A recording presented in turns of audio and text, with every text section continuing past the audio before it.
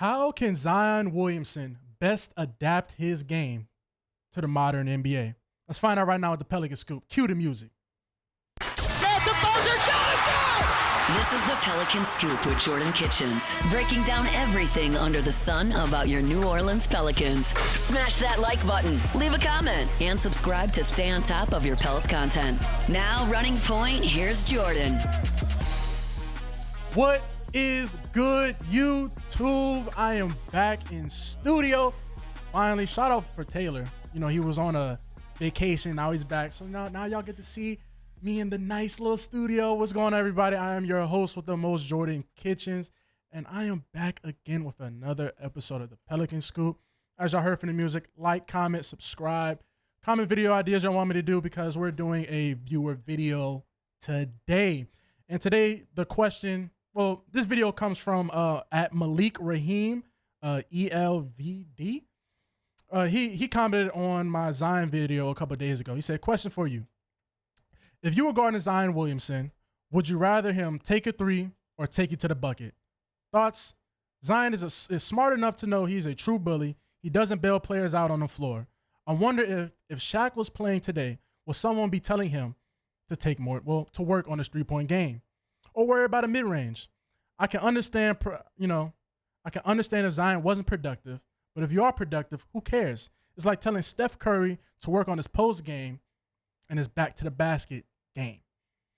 Now, thank you for the question, Malik. And to answer your first part of the question, if I'm guarding Zion Williamson, something has went completely wrong. Because why the hell am I on the court with Zion Williamson? But yeah, why? You think I'm gonna let Zion dunk on me? Come on now. When you dealing with Zion, you have to make him shoot. But there will never be in any type of situation where I'm gonna be on an NBA court with a NBA player playing, but I'm assuming you're giving me this perspective of like if I'm an NBA player. So I'm gonna stop telling it from Jordan's perspective.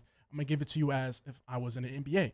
So if I was in the NBA, the way I'm guarding Zion, man, first of all, I mean, dude, he's just unstoppable in the paint. Like, we just got to get that out the way. He's unstoppable in the paint. So then you have a lot of shooters with the Pelicans too. So you kind of can't play a zone with them and zone it off and just worry about Zion because he also has the willingness to pass.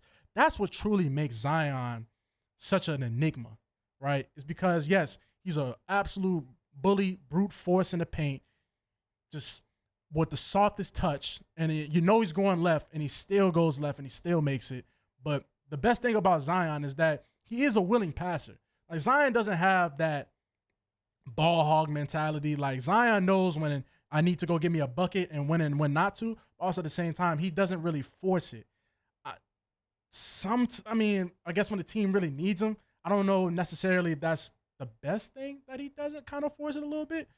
Because Zion, we will see this year, but he's definitely due for a 50-point game. Like, it's time. I think his career high is like 44 or something like that. So he's due for a 50-point game this season. So I think that, man, because you add in a lot of faces. Well, it's not a lot of faces. DeJounte's a lot of face. DeJounte's presence alone is a lot of it because you're expecting so much out of him. So, CJ in his new role. I mean, Zion. But the best thing about Zion is that the team knows who's the man. Like, it's not a situation where they're like, okay, well, who is the guy? No, Zion's the guy. So if he wants to force it, he can force it. But yes, he's a true bully. He doesn't bail players out on the floor. But if I'm guarding Zion in the NBA, you have no choice but to make him shoot. I'm doubling him. Honestly, I'm fully okay with letting like CJ McCollum or Brandon Ingram beat me, then let Zion get 30-some points off 60% in the paint. That is demoralizing. What Zion Williamson, a healthy Zion Williamson does to other teams is demoralizing. It's certain, especially when he misses and has that quick second jump, grab the rebound, put the offensive rebound, put it back up. He misses it again, grab it again, go back up. Like, those type of plays are demoralizing because you can't do nothing with him. At the same time, while he's doing that, he's sitting there elbowing you. He's a big body.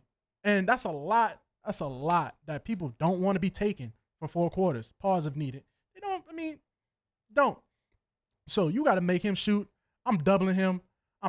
I'm getting the ball out of his hands. If I'm NBA coach, Brandon Ingram's gonna have to have a great game. Honestly, Herb Jones, we're gonna make him shoot, and he can shoot.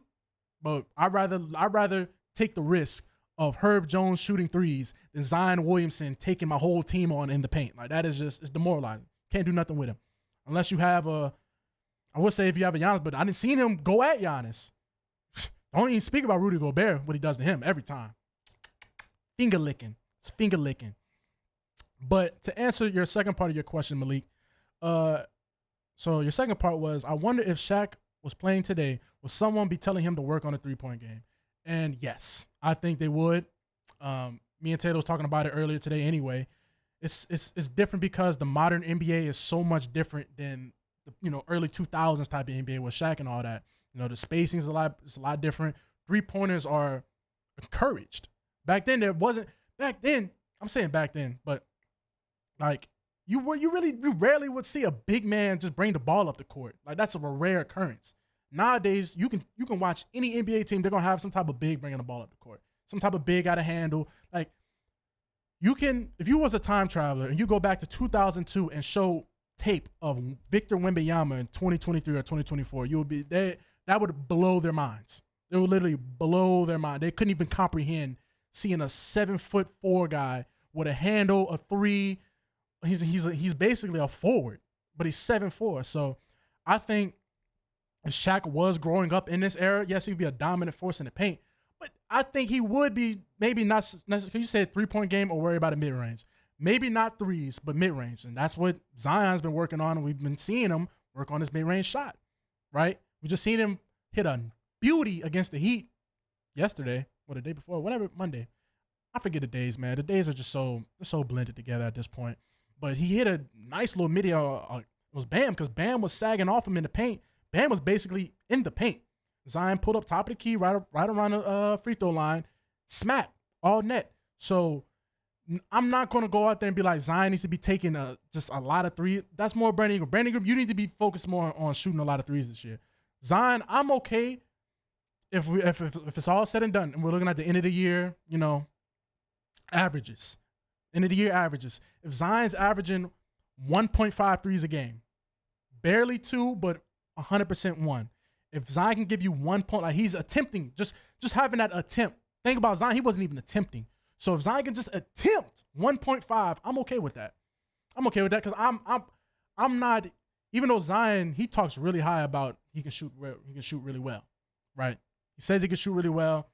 He just doesn't take. He wants to take the best shot possible. It's like a mental hurdle, mental block that he has that you don't always have to take, the best shot possible. Sometimes you gotta just take what's there and what's open. So sometimes I'll be forcing it. They got 3 guys in the paint. You're just still trying to force a little left hand floater or whatnot. So I think if Shaq was playing in today's game, it would be a lot more mid range than anything, than a 3, maybe occasionally, but mid-range. So that's why Zion's been practicing that mid-range, because he needs it. It's also going to keep him healthy. It's also going to keep him a little bit more, a lot less wear and tear off his body.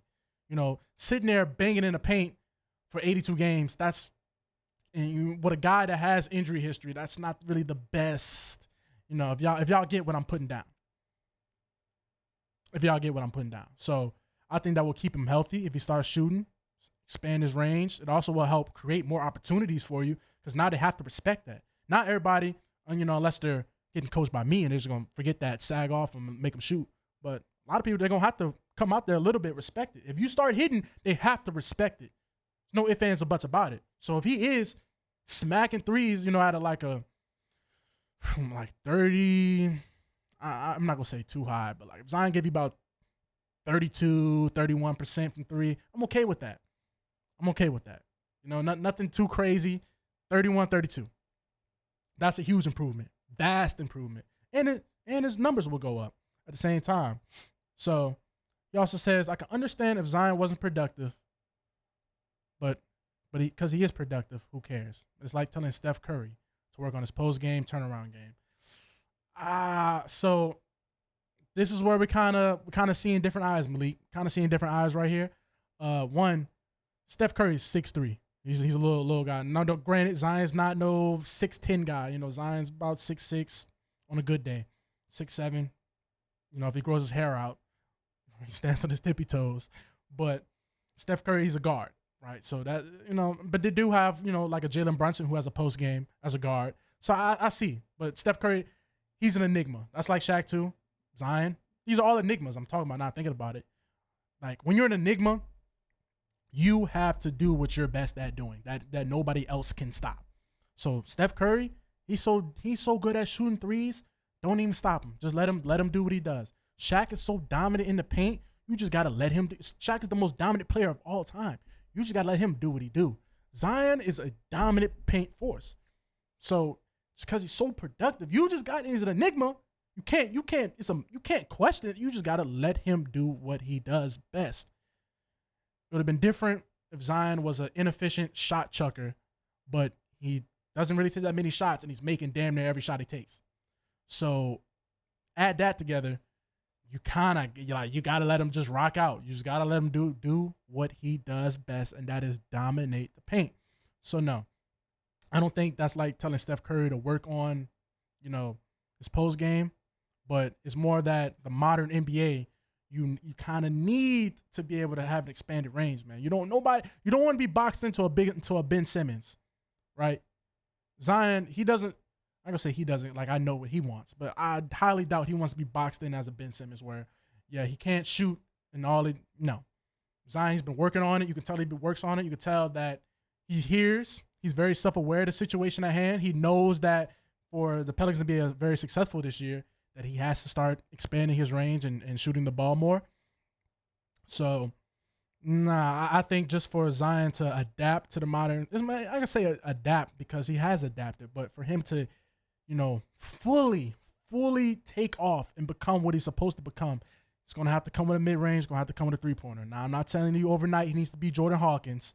You know, he doesn't have to be that. But if he just takes one attempt, we're talking attempts now. If he can just get a good attempt in there, I think a lot can shake from that. So the Pelicans, they have a preseason game today. They play the Houston Rockets in Houston around 3 o'clock Central Time. So I will have that reaction for you guys tomorrow.